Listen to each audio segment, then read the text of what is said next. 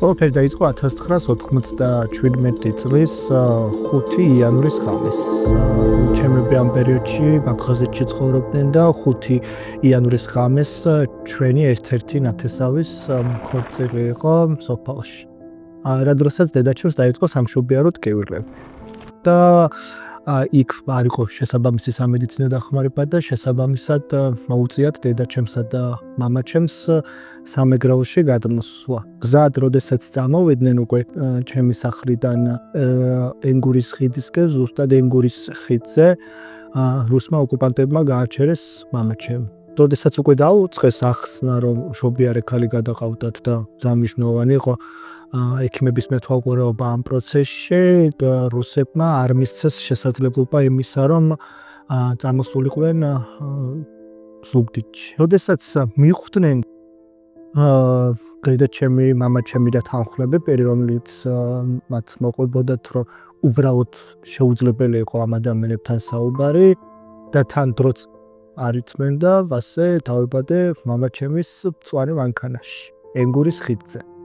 მას შემდეგ, რაც ოკუპანტებმა უკვე გაიგეს ჩემი ტირილის ხმა, ამის შემდგომ არ ვიცი, მე ვერ ვიტყვი, რომ მათ რამე ადამიანური გრძნობები ჰქონდათ. უბრალოდ ალბათ რაღაცნაირად მიიღეს გადაწყვეტილება, რომ იქ არ შეიძლებოდა ახალდაბადებული ბავშვის გაჩერება და მშობიარე ქალის, რომელმაც რამდენიმე წუთის წინ ფაქტობრივად მათ თვალწინ გააჩინა ჩვილი. მოგიყვებით, როგორია ჩემი სახლი და რა მოგონებები მაკავშირებს ამ სახლთან. ეს არის ორსართულიანი სახლი და სახლის მეორე სართულზე, რომელიცაც უნდა შევიდეთ შიგნით, იატაკზე არის წითელი ლაქა. და სულ ვკითხულობდით ხოლმე, რომ აი რატომ არ შვებით რამეს, რომ ეს წითელი ლაქა მოვაშოროთ აქაურობასთან, მაშინ როდესაც ჩვენ ძალიან პატარები ვიყავით, არ ვიყვებოდნენ ამბავს თუ რატომ იყო სახლის შიდა სივრცეში ეს ლაქა.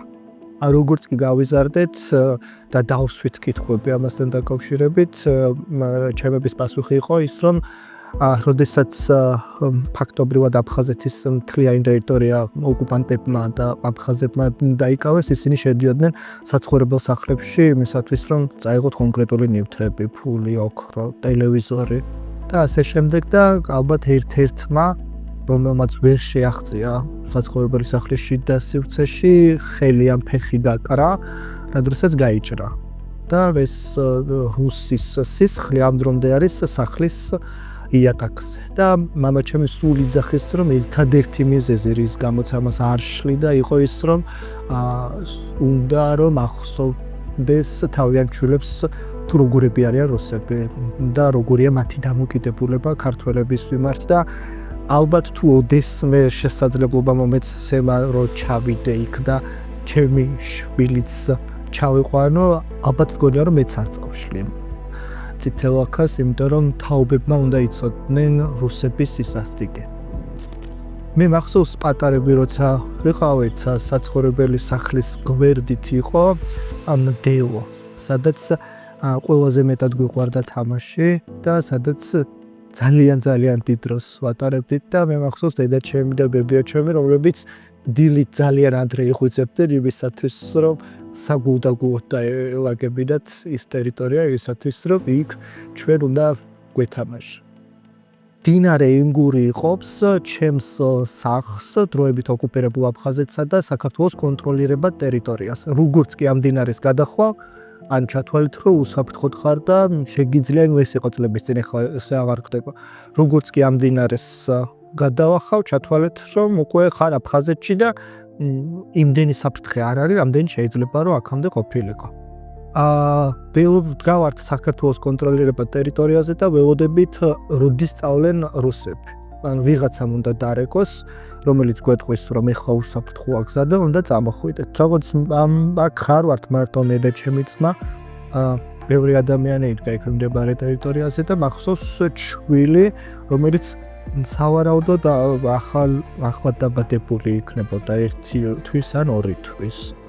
და რო დარეკეს უკვე რომ შესაძლებელია რომ გადმოხვიდეთ და უსაფრთხოა ტერიტორია, ყველა ერთად დავიწერით და მაშინ იყო ესეთი ტაქტიკა, რომ ყველა ერთმანეთს ვკიდებდით ხელს და ესე გადავდიოდით, იმიტომ რომ არა მარტო საკუთარი თავის უსაფრთხოებაზე ვსრულავდით, ანუ ყველა ერთად ესე ხელჩაჭიდებულები გადავდიოდით ამ მდინარეს. რაღაც ნაწილი რო გავიარეთ, მერე იყო ქალის კივილის ხმა, რომელიც ყვიროდა რომ მდინარე ბავშვი წამართვა. და მერე იქ დატრიალდა უბედურება, იმიტომ რომ აღმოჩნდა რომ ამ ქალს ბავშვი ხელიდან დაუსხდა და მდინარემ წაიღო ბავშვი. აი უკვე ანუ ის რომ მე გადავრჩი ან ვინმე გადარჩეს ამის კონტროლი არ არის, ან თუნდაც რუსი მოვიდეს ამაზე. არ გვაქვს საუბარი, მთავარია რომ ეს ჩვილი გორმე ვიღაცამ იპოვოს და აი რაღაცნაირად უცებ ფილმის სცენარში აღმოჩნდი და აი როვერას დროს ვერ წარმოვიდგენ რომ შეიძლება რომ ეხა ამ დინარიდან ამოიყვანონ ეს ბავშვი. ნუ ვიღაცამ ცურვა იცოდა გადახდა, მართლა ყველაფერი დააკეთეს და იმ მომენტში რომ შეიძლებოდა რომ აი მეორე მხრიდან რუს ესროლა შენთვის ედანს და არავის არ ქონია, ანუ ყველა ვიბრძოდით იმისათვის რომ სადღაც ეს ბავშვი გვეპოვა. არის მართლა რაღაც სასწაულებრივად აი რამ წამებში მოხდა ეს ყველაფერი და უცებ გამოიყვანეს ეს ბავშვი. აი კი იყო ძალიან მძიმე მდგომარეობაში, მაგრამ თავარია რომ ამოიყვანეს და გადარჩა. მე მაქვს ეთი ოცნება და ეს მინდა იყოს რომ სადაც დავიბადე ენგურის ხიდზე, აი შუაში, აი იქ დავდგე და მაყურებელს უთხრა რომ მე ახალ დგავარ ზუსტად იმ ადგილას, სადაც ვიდექი 1997 წლის 6 იანვარს. საათი არ ვიცი, იმიტომ რომ დავიბადე გზაში და შესაბამისად არ ვიცი რომელი საათი იყო და ეხლა აქედან წავალთ აფხაზეთში. და ჩემი ოპერატორი განახებთ თუ რა ხდება წლების შემდგომ იმ ტერიტორიაზე, სადაც ქართველები დღემდე ცხოვრობენ. მე მინდა ვაჩვენო კადრი, რომ აი მოქალაქეების დიდი ნაწილი უკვე მიემართება საცხოვრებელი სახლებისკენ.